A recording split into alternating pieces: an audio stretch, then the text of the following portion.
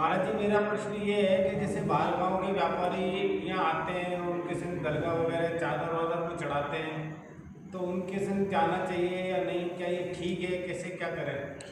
देखो, भयासा स्नेह लोभाच, भय के द्वारा, स्नेह के द्वारा, लोभ के द्वारा प्रणामं विनयं चैव न कुर्यु शुद्ध दृष्टया। जो सच्ची श्रद्धा वाला होता है वो भय के कारण, यदि कोई राजा कह दे कि तुमको जाना पड़ेगा तो वो उसके लिए भी तैयार नहीं होता। भय के कारण, लोभ के कारण कि हम जाएंगे तो हमें कुछ प्राप्ति हो जाएगी, इसके कारण में, और स्नेह के कारण में, अपने जो हैं मित्र हैं या कोई व्यापारी हैं उनके साथ में जाएंगे तो उनके साथ में अपने अच्छे संबंध बने रहेंगे, इसलिए अपने को ऐसे जगह पर जाते हैं जो मिथ्या आयतन है उनमें अपन जाते हैं। तो वहाँ पर कोई कहते हैं कि हम तो केवल देखने के लिए जाते हैं। भाई देखने जाते हो तो एक बार देखा है बस, अब बार बार आप जितने आ रहे हैं सबके साथ में जा रहे हो, इसका मतलब है आप यहाँ जाएंगे तो लोग दूसरे देख करके क्या समझेंगे कि ये जा रहे हैं, इसका मतलब है हमको भी जाना चाहिए। तो इसके माध्यम से अपन मिथ्यात्व का प्रचार करते हैं। अपनी सच्ची श्रद्धा देवशास्त्र गुरु के प्रति ऐसी अडिग होनी चाहिए जैसे कि रानी रेवती की थी। उसके लिए जहाँ बड़े बड़े जो हैं महापुरुष, जो 63 साल का पुरुष होते हैं उसमें उनको, और जहाँ रुद्र को, और साथ साथ में बाद में तीर्थंकर का भी समोषण दिखलाया। तो उन्होंने कहा कि 24 तीर्थंकर होते हैं, 25वें तीर्थंकर जिन शासन में नहीं होते तो वो वहाँ पर भी नहीं गई। तो ऐसी दृढ़ श्रद्धा अपनी होनी चाहिए। इसलिए अपने लिए अपनी श्रद्धा को हमेशा संरक्षित रखने के लिए ऐसे स्थानों से बचना चाहिए। इच्छा में महाराज जी, प्रशासन और धर्म में संतुलन कैसे बनता है? हाँ, कुछ लोग जहाँ प्रशासन में कार्य करते हैं और प्रशासन में कार्य करते हुए भी धर्म का संरक्षण, धर्म का पालन जितना वो कर सकते हैं उतना वो करने का प्रयास करें। कई बार जहाँ प्रशासन के कार्य में 24 घंटे भी उनकी ड्यूटी लगी रहती है, तो उस समय में अपने लिए पाप नहीं करना है, बस यही अपना धर्म है। अपना जो है उस समय में अपनी जो सत्कर्म आदि नहीं कर सकते क्योंकि आपकी इस प्रकार की ड्यूटी है, तो उस समय में अपने लिए जो बनाना है, जहाँ पर कानून का जो पालन करना है उसका जो है ध्यान रख करके अपने को पाप मार्ग पर नहीं चलना है और अपनी ड्यूटी को अच्छी तरह से निभाना है। यही उनका उस समय में धर्म होता है।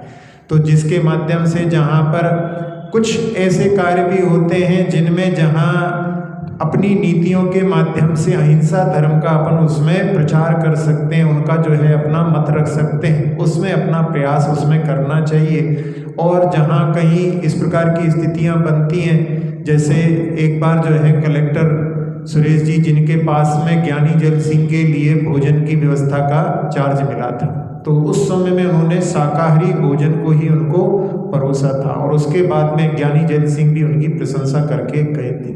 तो ऐसे भी जो है उसमें अपने धर्म का पालन भी करने के लिए अपने लिए अडिग रहना चाहिए। और साथ साथ में जहाँ जो अपने लिए यदि अपन षटकर्म आदि नहीं कर पाते हैं तो उस समय में आपकी जो ड्यूटी है वही आपका धर्म है। राष्ट्र धर्म भी या अपनी जो सेवा है वो भी एक धर्म होता है। सबके लिए जहाँ जिसके लिए जैसी अनुकूलता होती है उस प्रकार से उसकी व्यवस्था होती है। इच्छा में महाराज जी, मेरा प्रश्न ये है कि जैसे अपन व्यापार है, अपनी सर्विस है, कैरियर में और जीवन साथी के चुनाव में क्या सावधानी बरतें कि अपना जीवन बिल्कुल सफल हो? देखो, दो चीज़ें हैं। एक तो जो है व्यापार या सर्विस कैरियर के संबंधी है, इसमें आप परिवर्तन भी कर सकते हैं। लेकिन जहाँ जीवन साथी के लिए चुनाव किया जाता है उसमें परिवर्तन नहीं होता। ये बात अलग है, आजकल जो है इस प्रकार की स्थितियाँ बन गई हैं, लोग जो हैं तलाक आदि भी ले लेते हैं। लेकिन भारतीय संस्कृति तो ऐसी कहती है कि जहाँ अपने संबंध होते हैं वो जीवन पर्यंत के लिए होते हैं। तो जहाँ जीवन साथी के चयन में अपने लिए, जहाँ संबंधों के लिए जो प्राचीन पद्धति थी उस प्रकार से अपने परिवार के द्वारा जो चयन किया जाता है उनके साथ में यदि विवाह करते हैं तो उनकी सक्सेस रेट बहुत ज़्यादा रहती है। जहाँ स्वयं जिनका चयन करते हैं उनके जो है परिणाम अपन देख भी रहे हैं, बहुत सारे जो होते हैं उसमें बहुत जल्दी ही थोड़े दिनों में ही वहाँ पर विघटन की जो है स्थिति निर्मित हो जाती है। तो इसके लिए अपने लिए जहाँ जिनागम में कहा गया है कि जो संबंध होते हैं उनके लिए अपने लिए समान जिनका आचरण व्यवहार है ऐसे लोगों के साथ में ही अपने लिए विवाह के लिए, तो परिवार वाले उसको अच्छी तरह से जानते हैं। अपने यहाँ जो संज्ञाएं दी जाती हैं जहाँ पर दोनों लड़की के पिता और लड़के के पिता को समधि कहा जाता है, तो समधि का अर्थ होता है समान जिनकी बुद्धि आचरण है उनके बीच में जो है विवाह संबंध हो। और जहाँ दोनों की माता को समधन कहा जाता है तो उसमें भी जहाँ पर समान स्तर के लोग जो है विवाह करते हैं तो बहुत अच्छी तरह से जो है विवाह संबंध होते हैं। ज़्यादा बड़े घर की लड़की आती है तो वो रौब झाड़ती है, और ज़्यादा गरीब घर की लेकर के आते हैं तो भी वहाँ पर उनके अंदर ही भावना बनी रह सकती है। तो इसलिए अपने लिए विवाह की जो प्राचीन पद्धति है उसका अनुसरण करते हुए उसमें जो है मतलब माता पिता की आज्ञा से ही विवाह आदि और उनके ही देख करके अपने परिवार में जो संबंध होते हैं उनका ध्यान रख करके विवाह संबंध करना चाहिए। और जहाँ कैरियर संबंधी बात है, अक्सर ऐसा होता है कि जो लोग सर्विस क्लास के बच्चे होते हैं वो सर्विस क्लास में ही जो है सर्विस में ही जाना पसंद करते हैं, और जो बिजनेस वाले होते हैं उसमें भी कई बार लोग जो है नया करने की भावना रखते हैं लेकिन हम कुछ अलग करेंगे ऐसी भावना रखते हुए कई बार जो है फिर वो अलग ही रास्ते पर चढ़ पड़ते हैं और उसके माध्यम से फिर जो है उनका परिवार से संबंध टूट जाता है। तो अपने लिए जो अपने जो व्यवसाय हैं उन्हीं को जो है और आगे विस्तृत करने का प्रयास करना चाहिए। सर्विस के बारे में भी अपने लिए जहां प्रयास करते हैं उसमें भी सुरक्षा की दृष्टि रखते हुए यदि सर्विस की तुलना में देखा जाए तो व्यवसाय में ज़्यादा जो है अच्छा जो है कार्य रहता है, जिसके माध्यम से स्वयं अपन धर्म का अर्जन करते हैं और साथ साथ में दूसरों के लिए भी सहयोग प्रदान करते हैं, दूसरों के लिए भी जॉब दे सकते हैं। महाराज जी, आजकल ये AI आया है, आर्टिफिशियल इंटेलिजेंस, इसमें लोग शादी करते हैं, उस मनुष्य को कैसे क्या संज्ञा देते हैं? हाँ देखो, आजकल का जो जमाना है उसमें ऐसा हो रहा है कि लोग जहाँ वर्चुअल वर्ल्ड में जी रहे हैं, यानी एक अपने मन में जो है ऐसा भाव बना लिया जिसके माध्यम से जो मोबाइल है उसी को अपन ने सब कुछ समझ लिया। उसमें जहाँ जो चैट जीटीपीटी है उसमें वहाँ पर आर्टिफिशियल इंटेलिजेंस के माध्यम से वहाँ ऐसे जो हैं रहते हैं जिनके माध्यम से पार्टनर ऐसे कोई नाम आते हैं, जिनमें एक जापान की लड़की ने उसने जो है शादी की, तो अब जो है जहाँ अकेली थी अब उसमें उससे जो है वहाँ पर वर्चुअल पार्टनर से शादी कर ली। अब उसमें कह रहे हैं कि सबसे अच्छा फ़ायदा इसमें ये है कि वो जो है कुछ काम करने के लिए नहीं कहता, वो नहाने के लिए भी नहीं कहता, वो उठने के लिए भी नहीं कहता। तो इस प्रकार से अपन ऐसे जो है आभासीय जगत में जीना चाहते हैं जहाँ पर अपने लिए कोई कुछ कहे नहीं। तो अपना जो है जहाँ पर घर में रहते हैं तो माता पिता कुछ कहते हैं, मित्रों के साथ में रहते हैं तो उनकी भी कुछ जिम्मेदारियाँ अपने को निभाना पड़ती हैं। तो व्यक्ति इन सब से ऊपर उठ करके एक ऐसे वर्चुअल वर्ल्ड में जीना चाहता है जिसके माध्यम से उसको कोई कुछ कहे नहीं। तो इसलिए जो है पूरे जो समाज का जो ताना बाना है जिसमें लोगों के संबंध होते हैं, एक दूसरे की भावनाएं होती हैं, सेवा भाव होते हैं, इन सब से व्यक्ति टूटता जाता है। अभी कुछ दिनों पहले एक खबर सुनी थी कि एक पुत्र जो है विवाह करने के लिए मना कर रहा है और साथ साथ में कह रहा है कि मैं माता पिता के साथ में रहूँगा भी नहीं। वो उसका कारण केवल यही था कि घर में रहते हैं तो वहाँ पर ये करो वो करो, इन सब चीज़ों से बचने के लिए ना तो विवाह करने के लिए तैयार है, इसी प्रकार के वर्चुअल वर्ल्ड में जीने के लिए वो जो है कार्य कर रहे हैं। तो ऐसी जो है जिसमें पद्धति जो प्रारंभ हो रही है उसके माध्यम से जीवन को अपन कहाँ से जो है परिभाषित कर सकते हैं जिसमें कि जो है जीवन के कुछ लक्षण ही दिखलाई नहीं देते। तो इस प्रकार से व्यक्ति यदि इन टेक्निकल इसमें चक्कर में पड़ जाएगा तो उसके माध्यम से उसका जो जीवन है वो एक प्रकार से मशीनी जैसा हो जाएगा और उसके माध्यम से उसकी सारी भावनाएं समाप्त हो जाएंगी। इसीलिए फिर उसके माध्यम से जहाँ ऐसे इनके संबंध के माध्यम से व्यक्ति जो है ऊब जाता है और वो आत्मघात के लिए भी आगे बढ़ जाता है। अच्छा महाराज जी केवल ज्ञान है, सब जानता है तो फिर बताता नहीं, तो फिर दिन दमनी कैसे? हाँ, केवल ज्ञान जो है जानता है।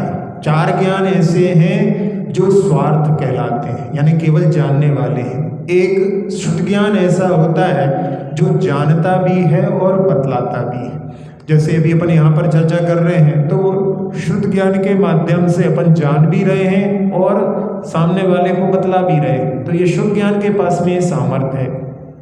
अब भगवान ने जहाँ केवल ज्ञान को प्राप्त किया और केवल ज्ञान के बारे में ये कहा गया है कि केवल ज्ञान असहाय है, किसी दूसरे ज्ञान का सहारा नहीं लेता, फिर उनकी वाणी कैसे खिलती है? तो इसके लिए जिनागम में कहीं अपने लिए कोई प्रशस्त उत्तर नहीं मिलता है। इसके माध्यम से केवल अपन ये समझ सकते हैं कि भगवान का जो स्वरूप है वो अचिंतनीय है, अपन उनको शब्दों में व्याख्यायित नहीं कर सकते। इसलिए जहाँ कहते हैं कि अपन भगवान को यदि समझना चाहते हैं, अपन बहुत थोड़ा सा जो है आगम के माध्यम से हल्का उनको समझ पाते हैं। वास्तविक समझ तो जो है केवल ज्ञान जब होगा तभी अपन केवल ज्ञान के स्वरूप को समझ सकते हैं। लेकिन फिर भी भगवान की वाणी खिरती है, और जिसके बारे में कहा भविभागन बच जोगे बसाए, उनके वचन योग से और भव्य जीवों के भाग्य से वाणी खिरती है। लेकिन जहाँ केवल ज्ञान में दूसरे को बताने की सामर्थ्य नहीं है, फिर वो वाणी कैसे खिरती है? ये जो है रहस्य अपने लिए आचार्य जी कहते थे कई प्रश्न ऐसे हैं उनको अपने दिमाग में रखना चाहिए। कभी कोई ऐसी जो दिव्य शक्ति मिल जाए जिनके माध्यम से अपन उनका निराकरण कर सके। जैसे अभी आचार्य जी जहाँ स्वर्ग में होंगे वहाँ पर उनका जिनके मन में बहुत सारे ऐसे जहाँ मतभेद थे उनके बहुत सारे प्रश्नों का वो निराकरण करने के लिए या तो जो बड़े बड़े आचार्य हैं उनसे जो ऊपर हैं, और साथ साथ में यदि नहीं तो जो है समोषण में जाकर के उनका निराकरण कर रहे हैं। वहाँ पर जो रहता है रूप जो है परिवर्तित हो जाता है, वहाँ पे जो है मतलब इस रूप में नहीं रहते जो उनका देव कोई रूप रहता है। महाराज जी जैसे घर में दीमक लग जाती है तो उसके लिए कैसे क्या? देखो, दीमक लग जाती है तो उसके लिए लोग जो है प्रयोग करते हैं, आप भी प्रयोग करोगे, लेकिन साधुओं से इसके बारे में पूछना ठीक नहीं। सबसे अच्छा तरीका तो ये होता है कि जब अपन घर का निर्माण करते हैं तो उसमें उसकी सावधानी रखें। आजकल ऐसे बहुत सारी टेक्निक्स आ गई हैं जिसमें घर में सीलन नहीं होती, वो डैम्प प्रूफ भी उनका जो बनाया जाता है। इसी प्रकार से टर्माइट प्रूफ भी बनाने के आप कुछ टेक्निक्स अपना सकते हैं, उसके माध्यम से आपके घर में उत्पन्न ना हो। Prevention is better than cure. तो इसलिए अपने लिए इस प्रकार का कंस्ट्रक्शन करते समय में ध्यान रख करके कार्य करना चाहिए।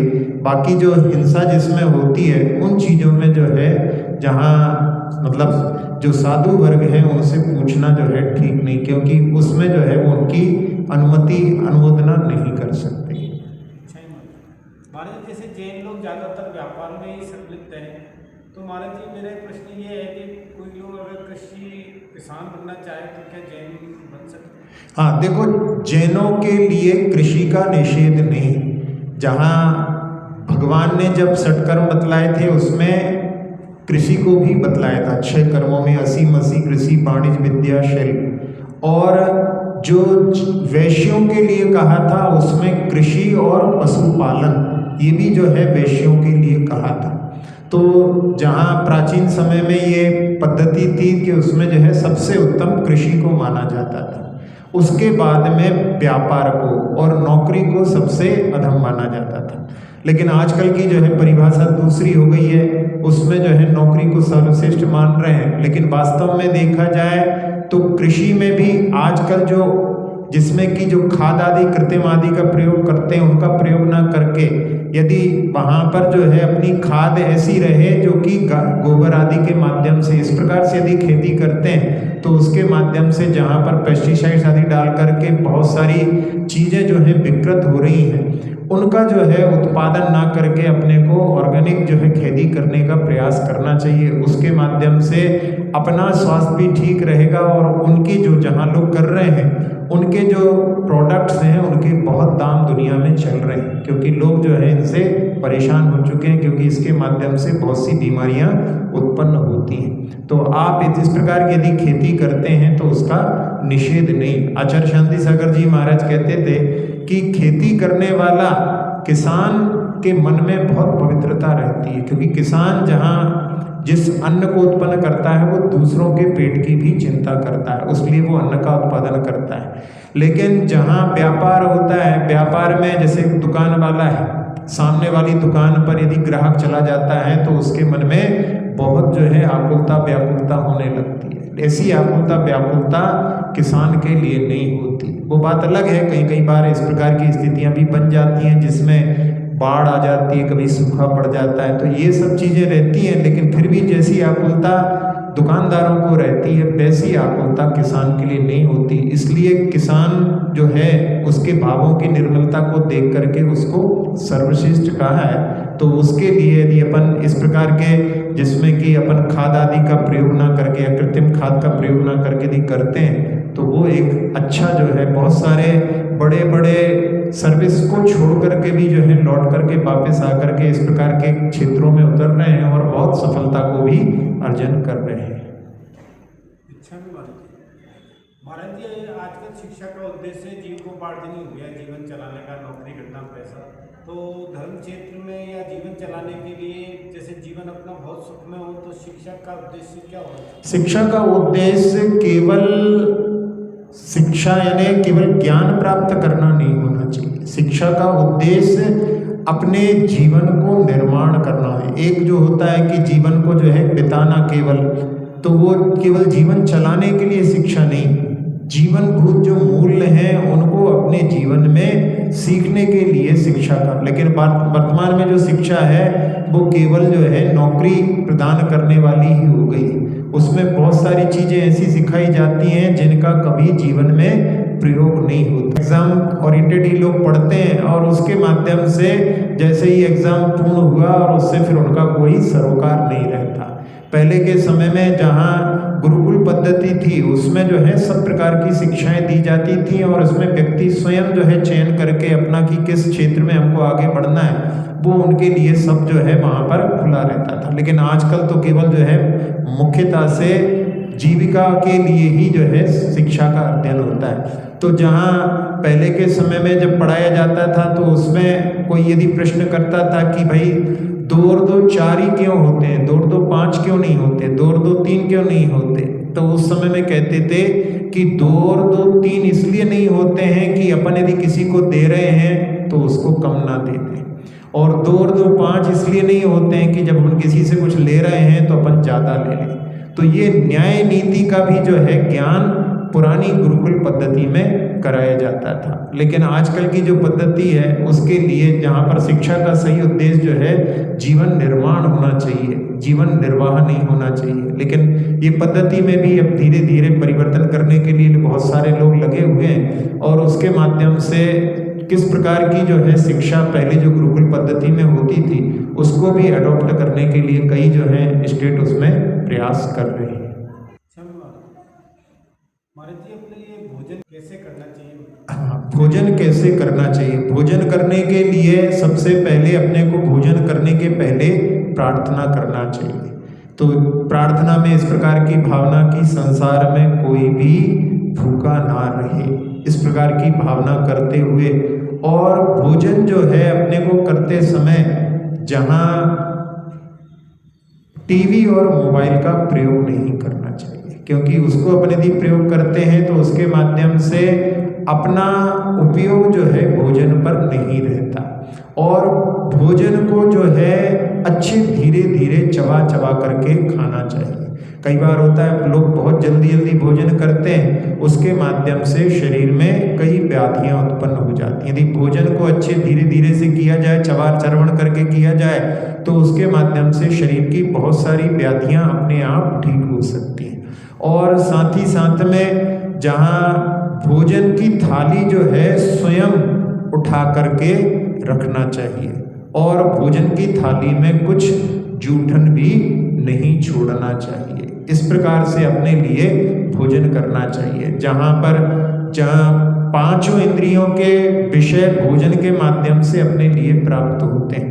तो आजकल की जो पद्धति है उसमें बहुत सारे लोग चम्मच से खाते हैं, तो अपन हाथ से प्रयोग नहीं करते हैं तो अपन उसको स्पर्श नहीं करते। अपन स्पर्श उसको करेंगे तो उसके माध्यम से भी अपने कुछ पचाने वाले रस सीक्रेट होते हैं, तो वो सीक्रेट नहीं होती यदि अपन चम्मच से खाते हैं। तो अपने को हाथ से खाना चाहिए और उसको जब अपन टीवी मोबाइल नहीं देखेंगे तो अपन उसका रस भी लेंगे, तो रस लेंगे उसका तो उससे भी जो है पाचक रस निकलते हैं। जहाँ अपन उसको घ्राण इंद्रिय के माध्यम से सूंघते हैं तो उससे भी अपना जो है पाचक रस का स्राव होता है।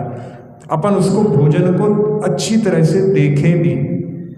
जहाँ कई बार लोग कहते हैं कि महाराज जी के तो लिए अंतराय आ जाते हैं, हमारे लिए तो कभी अंतराय आता ही नहीं है, तो उसका कारण यही है केवल कि अपन उसको देख करके नहीं खाते। यदि आप उसमें देख करके खाएंगे तो कई बार जो है उसमें से जो है नट निकल जाता है, कभी कभी पिन निकल जाती है, स्टेपलर की पिन निकल जाती है, कभी कभी नाखून निकल जाते हैं। ऐसी चीज़ें आप देख करके यदि उसको खाओगे तो उसमें आपके लिए पता पड़ेगा कि अपन जिसको बिना देखे खा रहे हैं उसमें कई बार ऐसी चीज़ें जो हैं वहाँ अपने पेट में चली जाती हैं, वो भी शरीर में विकृति उत्पन्न कर सकती हैं। तो उसको अपने को अच्छी तरह से देख करके खाना चाहिए।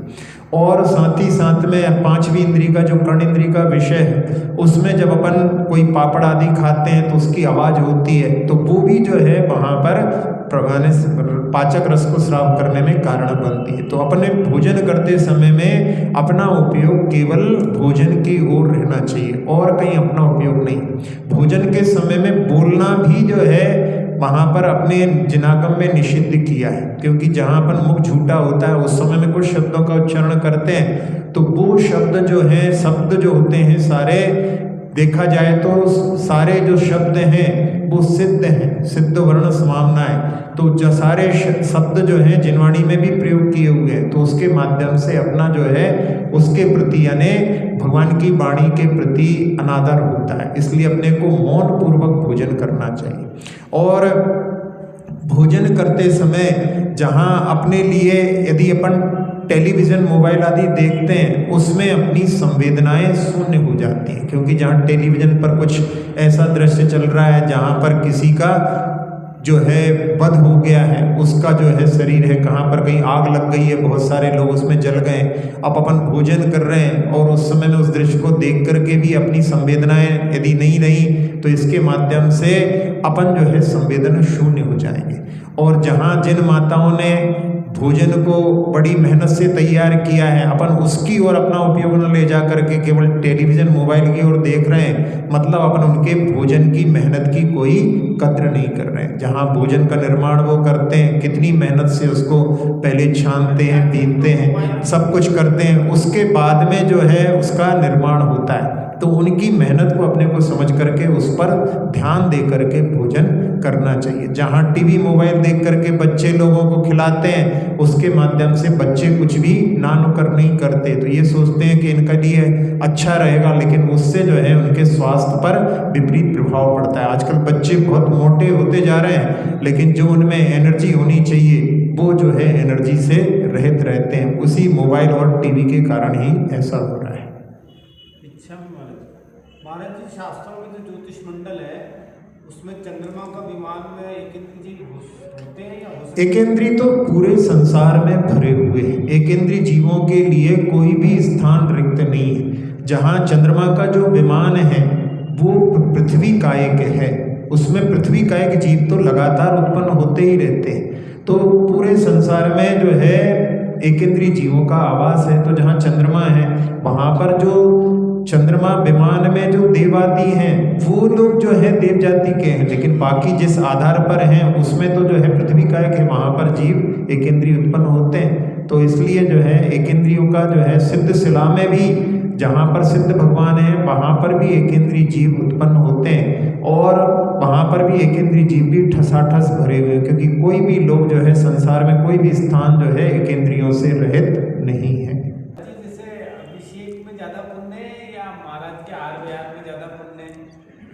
हाँ, आप ये प्रश्न पूछ रहे हो कि अभिषेक करने में ज़्यादा पुण्य है कि महाराज के आहार विहार नेहार में जाने में ज़्यादा पुण्य है।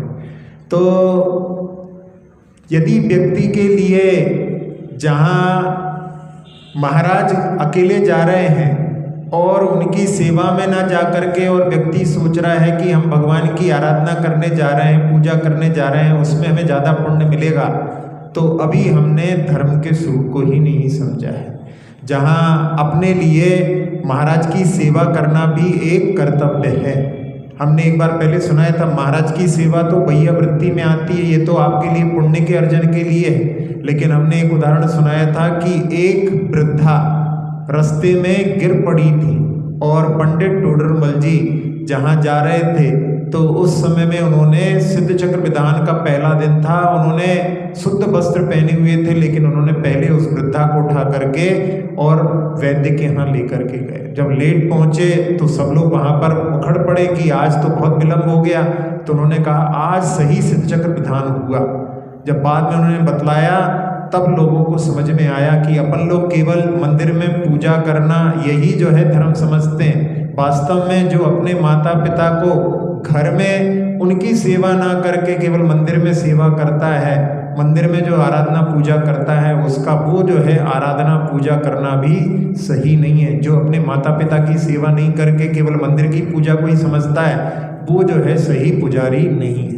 तो इसलिए जहाँ महाराज जियों की सेवा की बात है, उसमें भी यदि जो भैया वृत्ति जहाँ महाराज जियों के आगमन पर भी जो लोग उनके लिए लेने नहीं जाते और उस समय में सोचते हैं कि हम मंदिर में आराधना करना हमारे लिए ज़्यादा जरूरी है, तो वो अभी धर्म के स्वरूप को, धर्म की उनकी जो है अभी ABCD भी प्रारंभ नहीं हुई है।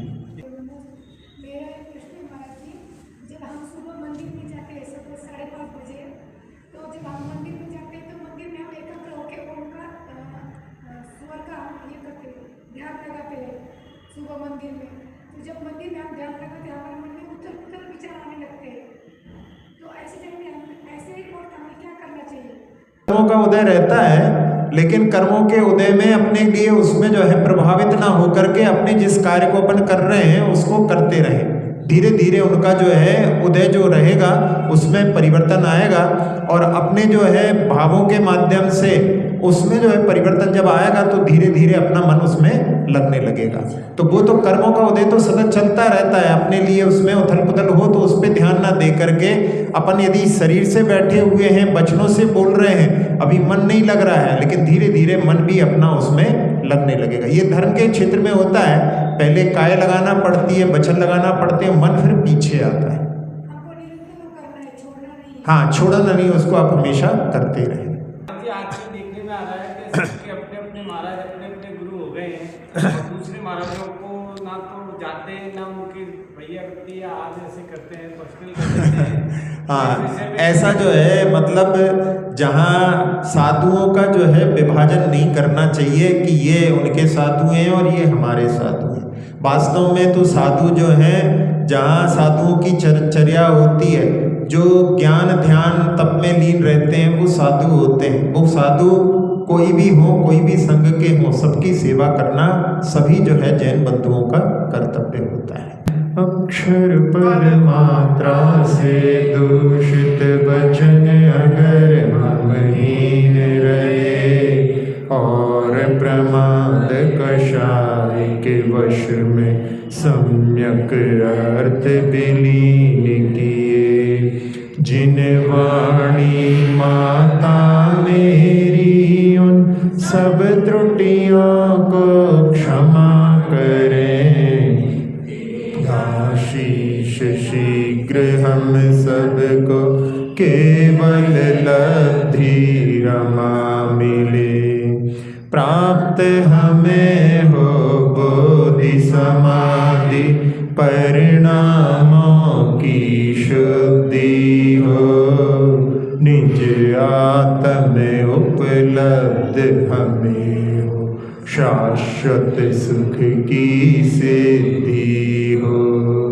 चिंतित वस्तु दात्री माता चिंतामणि उपमा भाति, करो वंदना पूर्ण विनय से चरण रखूं मैं ये पाती।